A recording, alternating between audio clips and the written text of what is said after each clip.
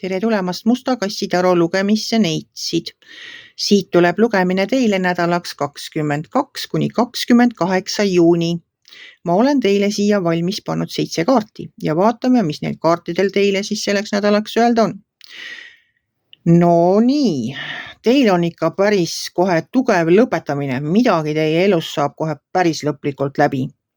Ma ei tea, mis projekt teil käsil oli või mis projekt teil praegu käsil on, aga kui teil tuleb välja siit kõrvuti maailmakaart ja surmakaart, siis mõlemad nad räägivad mingi etapi lõpust. See ei ole kuidagi seotud füüsilise surmaga. See on ikka see, et midagi vana peab ära lõppema selleks, et uus saaks alata. Et midagi, mis teid ammu juba enam ei teeni, nüüd lõpeb ära või saate ise aru, et peab ära lõpetama. Tuleb elu vahele, lõpetab ära. Aga siin edasi on nagu 2 tugevat võitluse kaarti. Teil on siin sauade 5, mis räägib konkurentsist, aga ta ei ole nagu otseselt võitlus. Pigem on ta nagu ideede loopimine, et igaüks ju arvab seda, et tema mõtted on kõige targemad, kõige paremad, viivad edasi ja võib-olla ainuõiged. Et niimoodi, kui me nii tegutseme, siis tuleb lahendus kindlasti see kõige parem. Kõrval on siin mõõkade 5. Mõõkade 5 räägib seda, et see on võitluse kaart. Ta räägib sellest, et te võite selle võitluse võita, aga selle võidu hind võib olla liiga kõrge. Et sellepärast enne, kui te võitlusesse kellegagi nagu päriselt asute kohe nii, et enam taganemisteed ei ole, siis mina soovitan järgi mõelda, kas see on seda väärt. Nende sarvede kokkupanemine, kas see on seda väärt, et niimoodi puksida kellegagi? Ma ei tea, mis teie elus toimub. Aga eks me kõik aeg-ajalt tahame, et meil oleks ainuõigus, et meil oleks see õigus ja keegi teine vastu meile ei vaidleks ja nii ongi. Et selles mõttes jah, aga elu teeb teile nüüd küll üllatuse, sellepärast, et teile on välja tulnud tornikaart. Tornikaart on täiesti tühjast kohast üllatus ja see on ebameeldiv üllatus.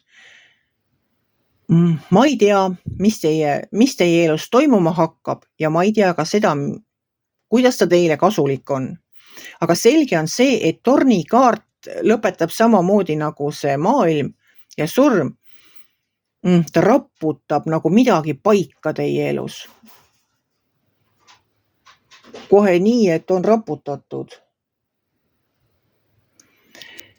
Et siin on nagu see, et kui selle torni langemise tolm lõpuks vaibub, siis te näete kindlasti selgemalt.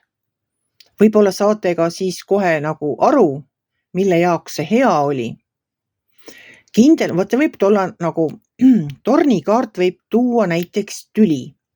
Hommikul oli kõik hästi, ja siis järsku täiesti tühjast kohast lahvatab selline tüli, et kohe ongi päris inimesed täitsa tülis kohe.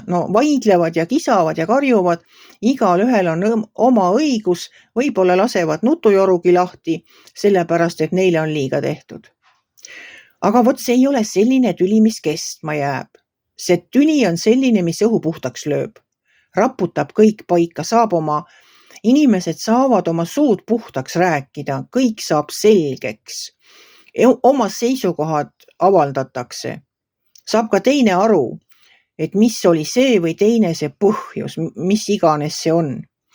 Et ta muidugi on, ega ükski tüli pole tore, aga selle positiivne osa sellel tülil on see, et see läheb mööda ja need inimesed hakkavad kuidagi teistmoodi sellele olukorrale lähenema.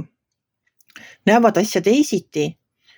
Ja kui see tolm on vaibunud, see võib-olla kestab paar päeva see tüli, kui sedagi, siis on lepitakse ära ja nähakse asju hoopis teises valguses. Ongi saanud suud puhtaks rääkida. Tolm on vaibunud, asjadel on selgem pilk. Et see on tornikaart. Kõrval on teil siin tornikaardi järgi, on teil siin müntide baas. Müntide baas pakub mingit uut, kui vana on sulgenud uksed, vanad uksed on sulgunud, siis avanevad ju uued uksed. pakutakse tööd või pakutakse midagi. Aga siin on see oht, mis on viimane kaart ja see on mõõkade 10. Mõõkade 10 minu jaoks on läbipõlemise ja põhja jõudmise kaart. Et kui see uus pakkumine on niivõrd energiakulukas, siis võib-olla tõesti pole mõtet seda nagu nii läbi suruda, et tahan seda teha ja hakkan seda tegema.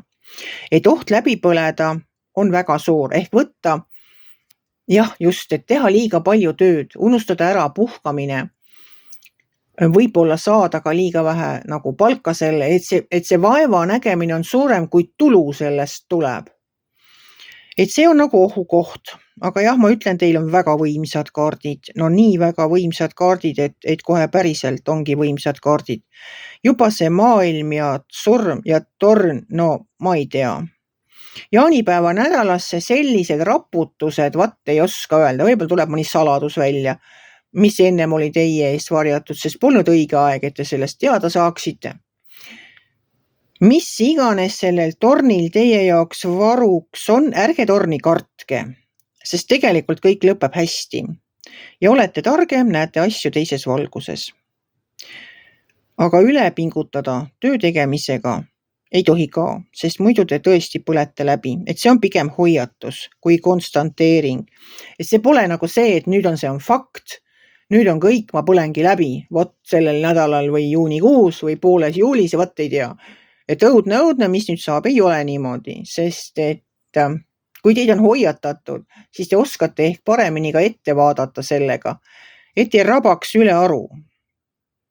Aga aitäh teile, armsad neitsid, selline tuli lugemine selleks nädalaks.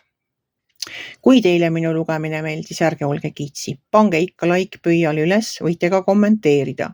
Aga kindlasti võite te minu kanalit endale tellida, siis olete kursis kõigega, mis kanalil toimub.